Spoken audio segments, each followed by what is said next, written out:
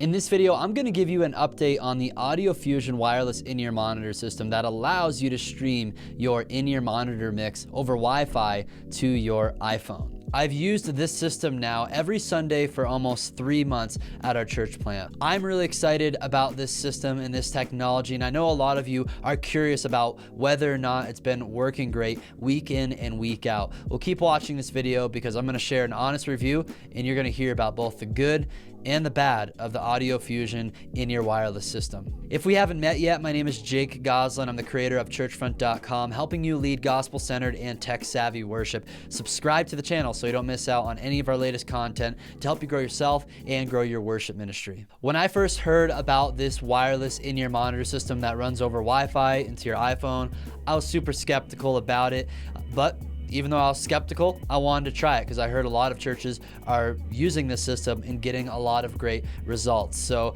back a few months ago in November of 2018, I got all the necessary software and gear to build this system myself, and I made a very in-depth video about it. So I'll link that video below.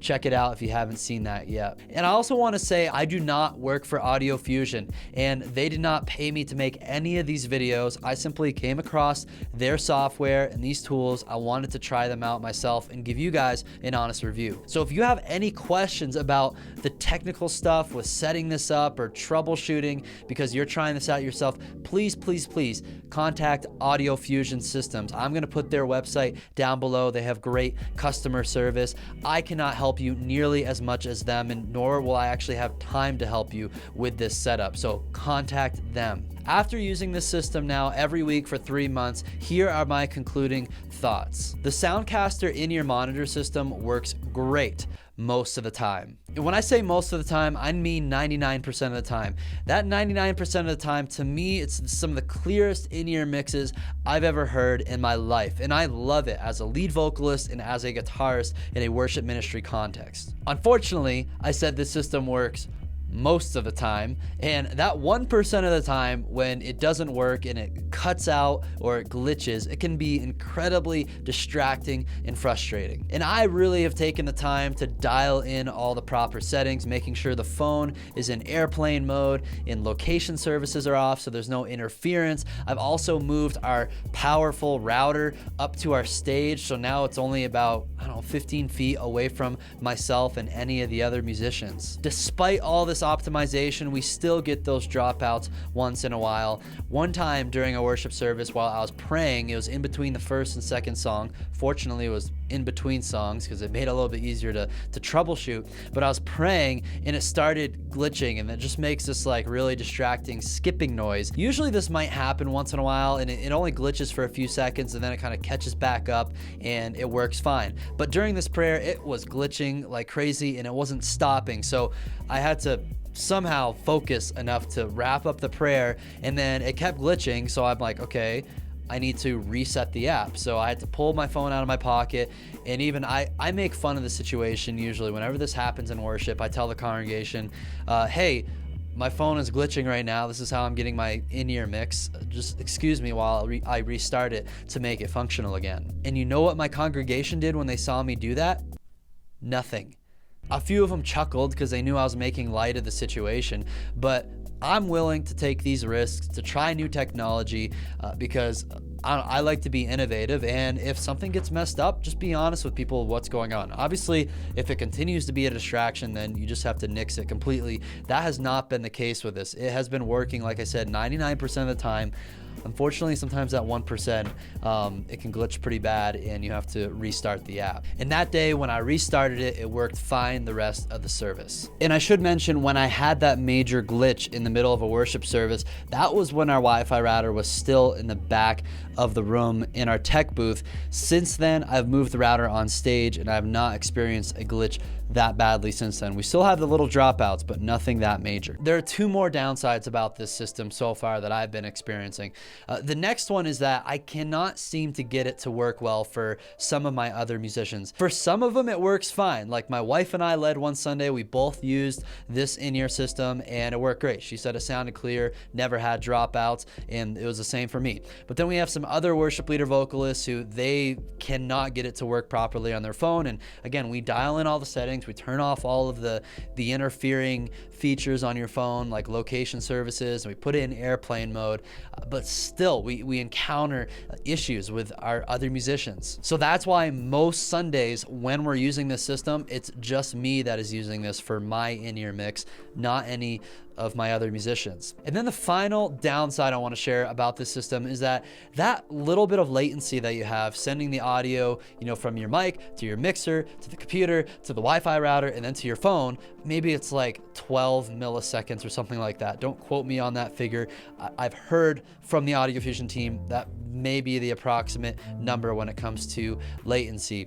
That little bit of latency can be a distraction for some people. I know for me, hearing that latency in my ears is fine. It never has affected me as a vocalist in acoustic guitars, but our other vocalists who tried it out, she just didn't like it at all. So I think it's completely a personal preference thing. Some of us don't mind it. Some of us can't put up with it at all, and you'll have to really find out for yourself when you try this. And my best way to describe what that latency sounds like, it's almost like you have a chorus effect on your voice, or a delay effect, right? Because that's what's happening. There's a 12 millisecond delay. So those are my conclusions about the Audiofusion wireless in-ear monitor system.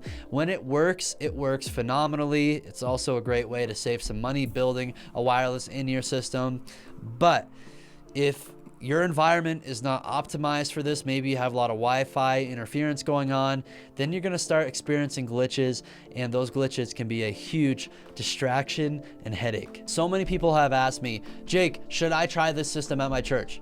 I can't tell you that. If you are an early adopter type of person and you don't mind like tinkering with things and dealing with all of the glitches that come with trying innovative and new technology, yes, go right ahead and try it, because you're the type of person who has the patience to work with things that don't work perfectly. But if you are not that type of person who's willing to work out the kinks and deal with, those glitches that you face with new technology and being an early adopter, then I would proceed with caution if you're going to go about using this system, and make sure that you consult with the Audiofusion team. They can let you know whether or not this will be a good fit for your church. In the end, I think everybody's experience with this system will be unique, and you won't know your experience till you actually try it. I think for our church, what's working against us is we're a set up and tear down church. We're always in a rush setting this stuff up. I don't have a lot of time to really dial in those Wi-Fi channels, even though I've done it once before.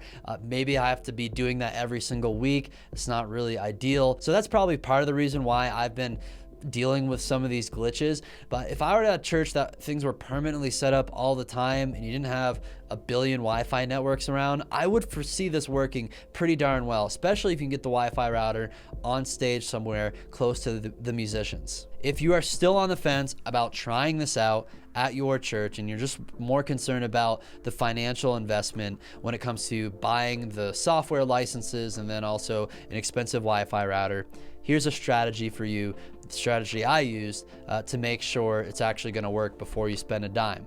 So the first thing you can do is actually download all the software and get all that stuff up and running on your Mac computer and on your iPhones in trial mode. You don't have to pay anything for the app until you are ready and certain that it's going to work for you. You also have to buy a nice Wi-Fi router. The Wi-Fi router I purchased was $300, and it can seem like a big risk purchasing this type of gear before knowing this system is going to work for your church. So I would recommend going to a retailer like Best Buy.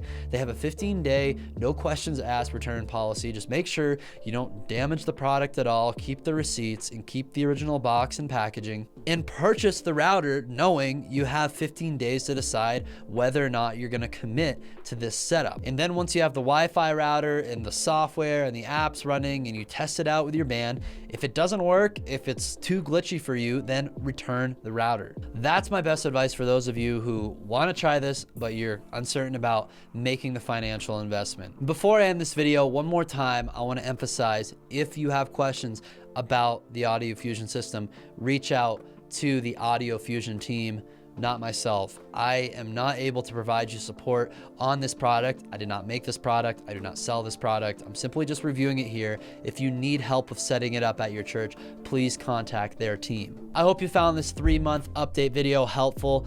Sorry, there's kind of a lot to cover here, but I know a lot of you guys were wondering about this. I received DMs a lot about it. I've seen it in the comments all the time.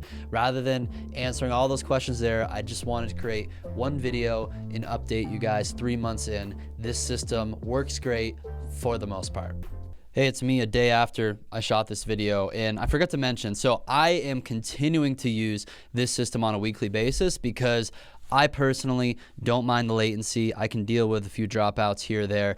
I just love the clarity of the mix that I have. And when the opportunity arises to try to get one of my other musicians on this system, we're going to try it. But if they experience lots of glitches and dropouts, then we're just going to put them back on our Sennheiser wireless system. So yeah, I'm going to continue using this system at least for the foreseeable future. I may start shopping around for like a Shure or Sennheiser in-ear monitor system that's stereo. It's going to be pricey just for me, but I'm kind of getting to the point now where, to me, after having a stereo mix that's this clear, it's totally worth having that set up. Thanks so much for watching. If you found this video helpful, smash that thumbs up button and share it with your friends in worship ministry. You can check out some related videos right over here, and don't forget to subscribe to the Churchfront channel so you can continue to receive all of our latest content to help you grow yourself and grow your church.